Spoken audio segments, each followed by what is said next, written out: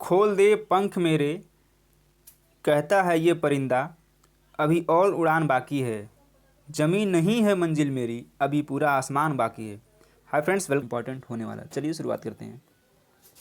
सूची 1 एवं सूची 2 को सुमेल करना है और देखना है कि कौन सा इसमें करेक्ट होता है। चलिए देख लेते हैं। एक तरफ दिया स्थल रूप और दूसरी तरफ दिया उसकी प्रक्रिया कैसी है। प्राकृतिक तटबंध, तो ये क्या है, यह जो है एक नदी प्रतिरूप है या फिर नदी प्रक्रिया है। एस्कर, एस्कर क्या है, एक हिम नदी है। पोल्जे, पोल्जे कास्ट का एक रूप है। और बरखान ये बातोड़ है। तो ए का 3 बी का 4, ए का 3 बी का 4 ऑप्शन नंबर सी में दिया गया है और सी ऑप्शन क्या है, करेक्ट हो जाएगा। जब सूर्य मकर रेखा के उदग्र चमकता है तो समस्त विश्व में दिन और रात बराबर होते हैं। दक्षिणी गोलार्ध में रात दिन की अपेक्षा लंबी होती है। आर्कटिक क्षेत्र में रात 24 घंटे के बराबर होती है। या फिर डी, अंटार्कटिका क्षेत्र में दिन और रात 12 घंटे की अवधि के होते हैं। तो जब भी सूर्य मकर रेखा के उदग्र चमकता है उस टाइम होता क्या है कि समस्त विश्व में दिन और रात क्या होते हैं, बराबर होते हैं। ऑप्शन नंबर ए सही है। अगला क्वेश्चन लेते हैं। भूगोल शब्द का प्रयोग निम्नलिखित में से किसने सबसे पहले किया था। इराटोस्थनीज, स्ट्रैबो, हिपार्कन या फिर पोसिडोनियस ने। तो भूगोल शब्द का प्रयोग सबसे पहले जो किया था वह क्या था, इराटोस्थनीज ने। ऑप्शन नंबर ए हमारा क्या है, करेक्ट हो जाएगा।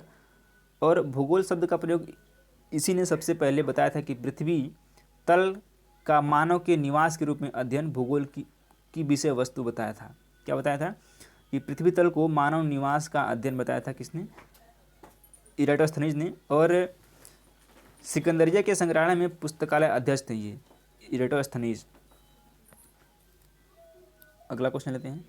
वर्षा वाले दिन में दोपहर के बाद इंद्रधनुष किस दिशा में देखा जाता है। पूर्व में, पश्चिम में, उत्तर में या फिर दक्षिण में। तो जब भी वर्षा हो जाती है उसके बाद जो है सूर्य की विपरीत दिशा में ही इंद्रधनुष बनता है। तो किस में बनेगा, ये बनेगा पूर्व में। ए ऑप्शन हमारा करेक्ट है। निम्नलिखित युगों में से कौन सुमेलित है। एक तरफ दिया नगर और दूसरी तरफ दिया उसकी झील। डुरूथ झील पूछा है कौन सुमेलित है। डुरूथ झील Huron, Toronto Ontario, Milwaukee Erie या फिर डेट्रॉइट मिशिगन। इसमें करेक्ट आपसे पूछा गया है तो करेक्ट कौन सा है, टोरंटो ओंटारियो। बी वाला ऑप्शन हमारा क्या है, करेक्ट हो जाएगा। टोरंटो जो है, ओंटारियो ये वाला करेक्ट है। प्रमुख मत्स्य क्षेत्र ग्रांड बैंक स्थित है। ग्रांड बैंक भी पूछ सकता है कि क्या है, और यह एक मत्स्य क्षेत्र है। और यह कहाँ स्थित है, दक्षिणी अटलांटिक महासागर में, दक्षिणी प्रशांत महासागर में, उत्तरी अटलांटिक महासागर में या फिर उत्तरी प्रशांत महासागर में। तो यह उत्तरी अटलांटिक महासागर में स्थित है।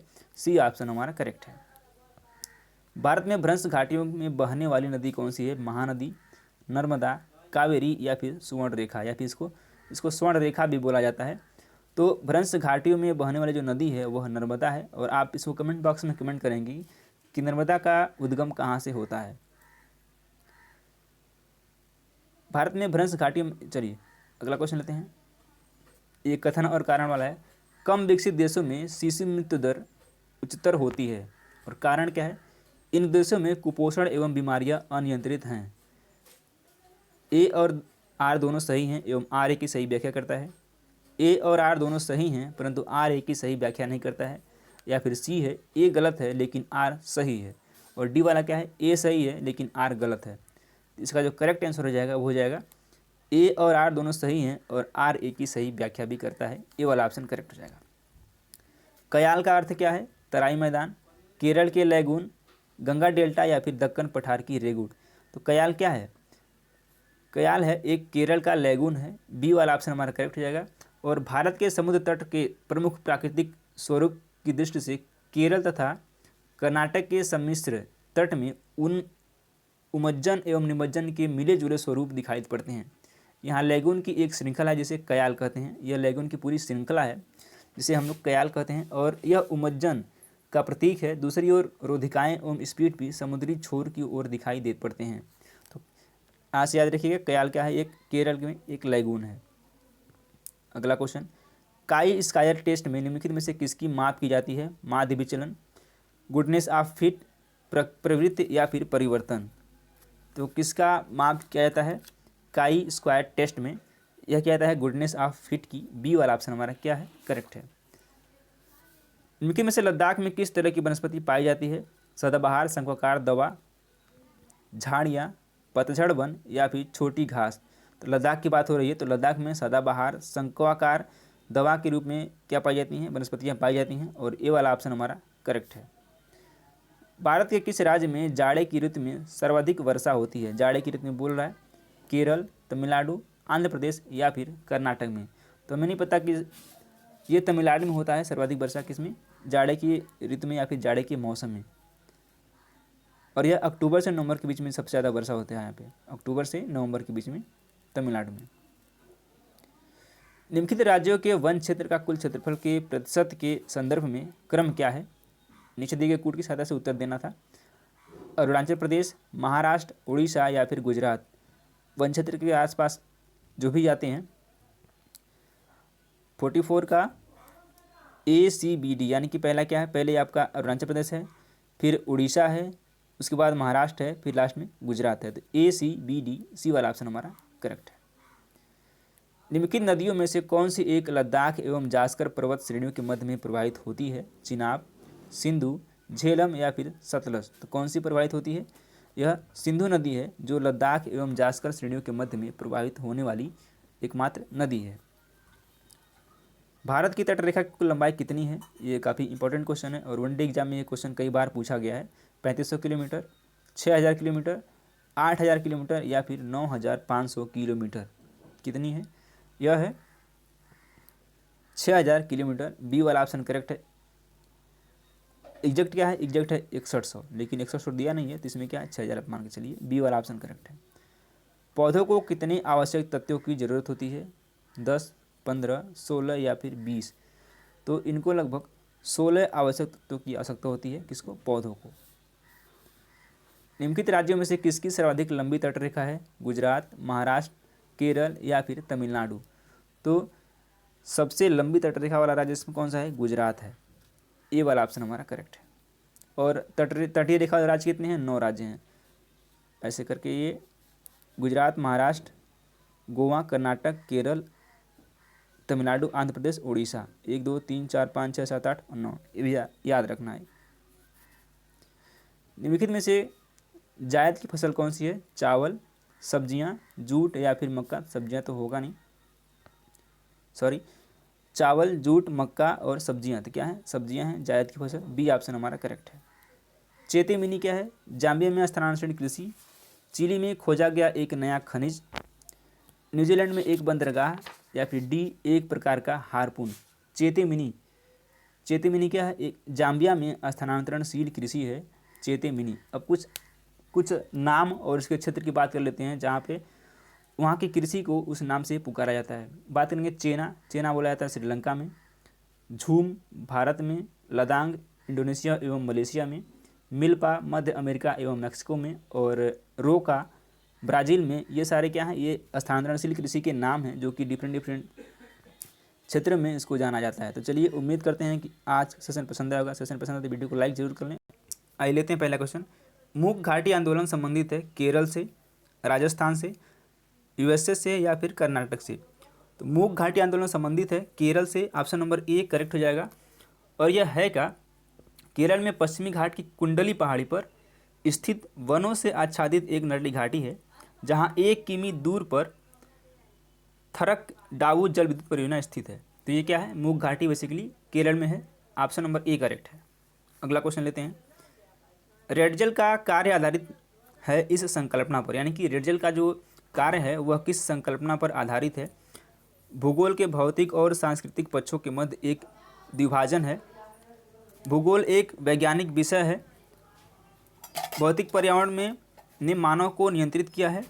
भूगोल आवश्यक रूप से वर्णनात्मक है। तो इसमें से क्या है, इसमें है सी, भौतिक पर्यावरण ने मानव क्रियाओं को नियंत्रित किया है। सी ऑप्शन क्या है हमारा करेक्ट है। अगला क्वेश्चन लेते हैं। राज्य पुनर्गठन प्रक्रिया में भारत के निम्नलिखित राज्यों के गठन का सही अवरोही क्रम क्या था। मेघालय, अरुणाचल प्रदेश। अवरोही मतलब सबसे पहले किसका और सबसे लास्ट में किसका हुआ, इस क्रम में बताना है। मेघालय, अरुणाचल प्रदेश, नागालैंड, सिक्किम, नागालैंड, मेघालय, सिक्किम, अरुणाचल प्रदेश, या फिर सी अरुणाचल प्रदेश, नागालैंड, सिक्किम और मेघालय। तो इसका जो सही क्रम है वह है नागालैंड, मेघालय, सिक्किम, अरुणाचल प्रदेश, यानी कि सबसे पहले नागालैंड गठन हुआ, फिर जो है मेघालय, सिक्किम और अरुणाचल प्रदेश का। अब बात करते हैं किसका गठन कब हुआ था। तो सिक्किम का 1975 में हुआ था। उसके बाद अरुणाचल प्रदेश यानी कि यूपी का हुआ था आपका 1987 में। यहाँ पर नागालैंड की बात करेंगे तो नागालैंड का जो गठन हुआ था 1963 में हुआ था, 1963 में। और मेघालय का जो गठन हुआ था वो 1972 में हुआ था। तो सबसे पहले 1963, फिर 1972, उसके बाद 1987, उसके बाद 1975। ऑप्शन नंबर क्या है, बी वाला करेक्ट हो जाएगा। अगला क्वेश्चन लेते हैं। 1950 के दशक में नूतन भूगोल की अभिलक्षणिक विशेषता थी आणविक जांच पर बल, सामाजिक मुद्दों के भौगोलिक पक्षों पर बल, मानव पारिस्थितिकी पर बल, या फिर डी स्थानीयकरण के सिद्धांत एवं मात्रात्मक विधियों तथा मॉडलों के प्रयोग पर बल। तो 1950 के दशक में जो नूतन भूगोल की अभिलाक्षणिक विशेषता थी वह थी स्थानीयकरण के सिद्धांत एवं मात्रात्मक विधियों तथा मॉडलों के प्रयोग पर बल। डी वाला ऑप्शन हमारा करेक्ट हो जाएगा। भारत में ज्वारी शक्ति उत्पादन की सर्वाधिक संभावनाएं हैं मालाबार तट में, कोंकण तट में, गुजरात तट में, या फिर कोरोमंडल तट में। तो कितनी है, किसकी संभावना सर्वाधिक है, वह है गुजरात तट में। सी ऑप्शन हमारा क्या है, करेक्ट है। सी ऑप्शन बिल्कुल करेक्ट है। भारतीय प्रवाल शैलों का अनुमानित क्षेत्र कितना है, 2183.87 वर्ग किलोमीटर, 2283.87 वर्ग किलोमीटर, 2483.87 वर्ग किलोमीटर, या फिर 2383.87 वर्ग किलोमीटर। तो भारतीय प्रवाल शैलों का जो अनुमानित क्षेत्र है या फिर क्षेत्रफल है वह है 2383.87 वर्ग किलोमीटर। डी वाला ऑप्शन क्या है, करेक्ट है। बढ़ते हैं अपने अगले क्वेश्चन की तरफ और हम उम्मीद करते हैं कि आपको सेशन यह पसंद आ रहा होगा। भूगोल में प्रतिमानों का उपयोग प्रारंभ हुआ था प्रथम विश्व युद्ध के पश्चात, 1920 दशक के पश्चात, 1930 दशक के पश्चात, या फिर द्वितीय विश्व युद्ध के पश्चात। तो भूगोल में प्रतिमानों का जो उपयोग प्रारंभ हुआ था वह हुआ था द्वितीय विश्व युद्ध के पश्चात। D will be right. Tapti नदी का स्रोत कहाँ है, दंडकारण्य पठार, तलकावेरी, लिम्बक पठार, या फिर मुल्ताई। तो ताप्ती नदी का जो स्रोत है वह है Multai. D will be right. निम्नलिखित में से कौन सा राज्य भारत का मैनचेस्टर कहलाता है, काफ़ी इंपॉर्टेंट क्वेश्चन है और वनडे के लिए one of the most question. Patna, Ranchi, Ahmedabad, या फिर कोलकाता। तो भारत का मैनचेस्टर किसको बोला जाता है, यह बोला जाता है अहमदाबाद को। अब बात करेंगे कि कोलकाता को कहाँ का मैनचेस्टर बोला जाता है, कमेंट बॉक्स में कमेंट कीजिएगा। भारत में कुल भूमि का कितना प्रतिशत भूकंपीय खतरे हेतु अति संवेदनशील है, 59%, 49%, 68%, या फिर 79%। तो यह है 59%। ए विल बी राइट। चलिए अगले क्वेश्चन पे आते हैं। किस कंपनी का 3 शहरों हीरापुर, कुल्टी और वर्णपुर में विस्तार है, TISCO, IISCO, Bhilai steel plant, या फिर दुर्गापुर स्टील प्लांट। तो कौन सी ऐसी कंपनी है जिनका जो 3 शहरों हीरापुर, कुल्टी और वर्णपुर में विस्तार है। तो यह जो कंपनी है यह इसको है, यानी कि IISCO। इसका जो विस्तार है वो 3 शहरों में, हीरापुर में भी है, कुल्टी में भी है और वर्णपुर में भी है। और 1936 में जो है इसकी स्थापना हुई थी। तो इस तरह से ऑप्शन नंबर बी करेक्ट हो जाएगा।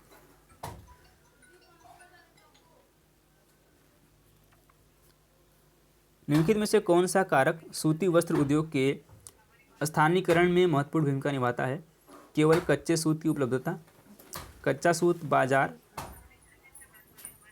और परिवहन की उपलब्धता, केवल बाजार, केवल परिवहन।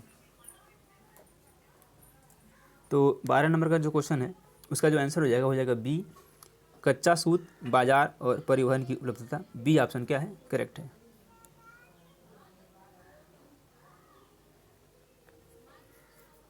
भिलाई नगर किस वर्ग का है, व्यापारिक नगर, औद्योगिक नगर, परिवहन नगर या फिर खनन नगर। तो भिलाई नगर जो है किस वर्ग का है? यह जो है औद्योगिक नगर है और बी ऑप्शन करेक्ट है। और भिलाई कहाँ पे है? यह छत्तीसगढ़ के दुर्ग जिले में स्थित है।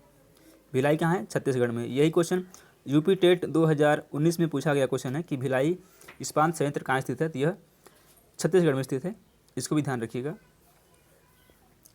निम्नलिखित में से किस मिट्टी में सुविकसित मिट्टी पार्श्विका मिलती है? जलोढ़, लोयस, चरनोजम या फिर गोलासमी। तो किसमें सुविकसित मिट्टी पार्श्विका मिलती है? यह जो है सी है, चरनोजम। सी ऑप्शन करेक्ट हो जाएगा। चलिए बढ़ चलते हैं अपने आज के अगले क्वेश्चन की तरफ। भारत के दक्षिणी पठार का सर्वोच्च बिंदु अवस्थित है? सह्याद्री में, नीलगिरी में, इलायची पहाड़ियों में या फिर अन्नामलाई पहाड़ियों में। तो बात हो रही है दक्षिणी पठार का सर्वोच्च बिंदु, यह स्थित है अन्नामलाई में। डी ऑप्शन क्या है? सही है। भारत में पाई जाने वाली कौन सी मिट्टी क्रिटेशियम युग में दरारी उद्भेदन से निक्षेपित पदार्थों से मिली है? लेटेराइट मिट्टी, क्षारीय मिट्टी, काली मिट्टी या फिर बलुई मिट्टी। तो यह है काली मिट्टी, आप समझ सकते हैं। काली मिट्टी पाई गई है और यह क्रिटेशियस युग में पाई गई थी और यह महाराष्ट्र में पाई जाने वाली निक्षेप को रेगुर या कपास मिट्टी कहते हैं। महाराष्ट्र में से रेगुर या कपास बोला जाता है और इसकी उत्पत्ति क्रिटेशियस युग में दरारी उद्भेदन से ही हुई थी। तो सी ऑप्शन करेक्ट है। ब्रह्मपुत्र नदी किस प्रकार की नदी का उदाहरण है? परवर्ती नदी, प्रत्यानुवर्ती नदी, पूर्ववर्ती नदी या फिर अध्यारोपित नदी। तो जो ब्रह्मपुत्र नदी है वह उदाहरण है एक पूर्ववर्ती नदी का। तो इस तरह से सी ऑप्शन तो करेक्ट है। और इसकी लंबाई जो है कितनी है? 2900 किलोमीटर है इसका उद्गम। लंबाई कितनी है? ब्रह्मपुत्र की बात हो रही है, लंबाई इसकी है 2900 किलोमीटर। और जो इसका उद्गम है वह होता है कैलाश पर्वत में मानसरोवर झील के निकट स्थित चेमायुंगडुंग हिमनद से होता है, यानी कि चेमायुंगडुंग ग्लेशियर से होता है जो कैलाश पर्वत श्रेणी में मानसरोवर झील के निकट में स्थित है। ये आप इन्फॉर्मेशन आपको नोट कर सकते हैं इसको। रबड़, रोजवुड, ताड़ एवं महोगनी वृक्ष निम्नलिखित में से किस एक से संबंधित है? उष्णकटिबंधीय मानसून वनों से, पतझड़ वनों से, टैगा वनों से या फिर उष्णकटिबंधीय सदाबहार वनों से। तो यह उष्णकटिबंधीय सदाबहार वनों से रिलेटेड है। डी ऑप्शन क्या है? करेक्ट है। विश्व में बागाती कृषि के मुख्य क्षेत्र निम्नलिखित में से कहाँ स्थित हैं? भूमध्य सागरीय प्रदेश में, शुष्क क्षेत्र में, शीतोष्ण प्रदेश में या फिर उष्ण प्रदेश में। तो विश्व में जो बागाती कृषि के मुख्य क्षेत्र हैं वह स्थित हैं उष्ण प्रदेश में। डी वाला ऑप्शन हमारा करेक्ट है।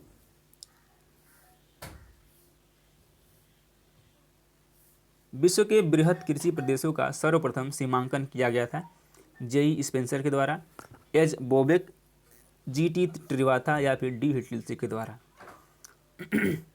सॉरी, तो यह किया गया था डी हिटलिल्सी के द्वारा। डी ऑप्शन क्या है? सही है। निम्नलिखित में से कौन राक फास्फेट हेतु महत्वपूर्ण है? मिस्र, नाइजीरिया, मोरक्को या फिर तंजानिया। तो ये है मोरक्को जो कि राक फास्फेट के लिए महत्वपूर्ण है। सी ऑप्शन हमारा करेक्ट है। ग्रेट ब्रिटेन में सर्वाधिक लौह इस्पात उत्पादन करने वाला क्षेत्र कौन सा है?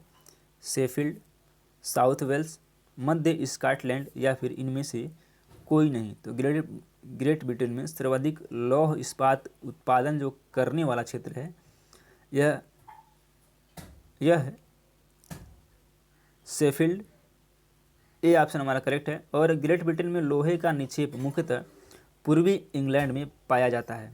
इंग्लैंड, मिडलैंड्स, उत्तरी Lancashire, Lincolnshire, Yorkshire, Northumberland, Queensland की पहाड़ियाँ, शेफील्ड आदि इसके प्रमुख क्या हैं? उत्पादन क्षेत्र हैं। तो इसमें से एक शेफील्ड भी है। ए ऑप्शन करेक्ट है। निम्नलिखित में से किस यूरोपीय देश में जल विद्युत का उत्पादन सर्वाधिक होता है? स्विट्जरलैंड, नॉर्वे, स्वीडन या फिर इटली में। तो कहाँ होता है? यह नॉर्वे में होता है। बी हमारा ऑप्शन करेक्ट है। निम्नलिखित कथनों में से कौन सा सही नहीं है? विश्व में चीन मछली का बृहत्तम उत्पादक है। विश्व में चीन कोयले का बृहत्तम उत्पादक है। विश्व में चीन तांबे का बृहत्तम उत्पादक है। या फिर डी, विश्व में चीन की जनसंख्या क्या है? सर्वाधिक है। तो विश्व में चीन तांबे का बृहत्तम उत्पादक नहीं है, ये वाला ऑप्शन हमारा करेक्ट है। और बाकी मछली का उत्पादक है, कोयले का भी है और जनसंख्या इसकी सर्वाधिक है तो है ही है। तो सी वाला ऑप्शन क्या है? करेक्ट है। और विश्व में तांबे का जो बृहत्तम उत्पादक है वो है चिली है। क्या है? इसको भी नोट कर सकते हैं, ये चिली है। तो इस तरह से सी वाला ऑप्शन करेक्ट है। न्यू फाउंडलैंड की अधिकांश जनसंख्या लगी हुई है लकड़ी काटने में, मछली पकड़ने में, शिकार करने में या फिर दूध उत्पादन करने में। तो यह लगी हुई है मछली पकड़ने में। बी ऑप्शन हमारा क्या है? करेक्ट है। पैन अमेरिका हाईवे जोड़ता है कोर्डोवा, अर्जुल, फायरबैंक, सेंट अंटिनो ओस्टे, प्रूधे अलास्का को दक्षिण अमेरिका के अर्जेंटीना से, या फिर डी, कैलिफोर्निया को चिली से। तो यह जोड़ता है प्रूधे अलास्का को दक्षिण अमेरिका के अर्जेंटीना से। सी ऑप्शन करेक्ट है। ट्रांस साइबेरियन रेलवे किस स्थान को जोड़ती है?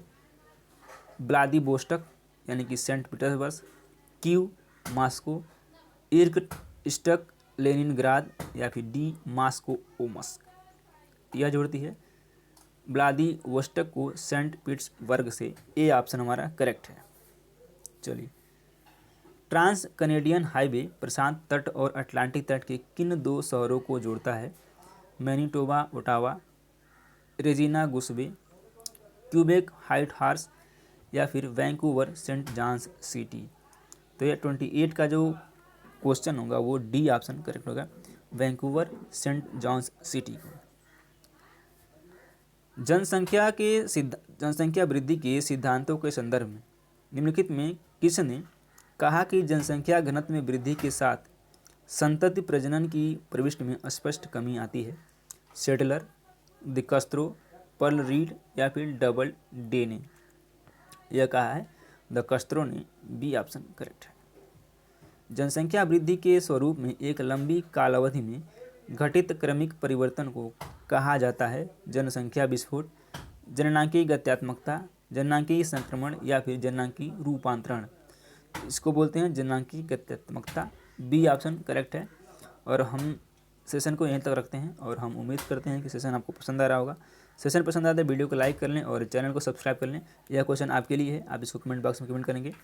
जनसंख्या वृद्धि के स्वरूप में काल अवधि में घटित क्रमिक परिवर्तन को क्या कहा जाता है? जनसंख्या विस्फोट, जनसंख्या विभव, जननांकीय विभव, या फिर प्रजननता संक्रमण। इसका आंसर आपको कमेंट बॉक्स में कमेंट करना है। चलिए, वीडियो देखने के लिए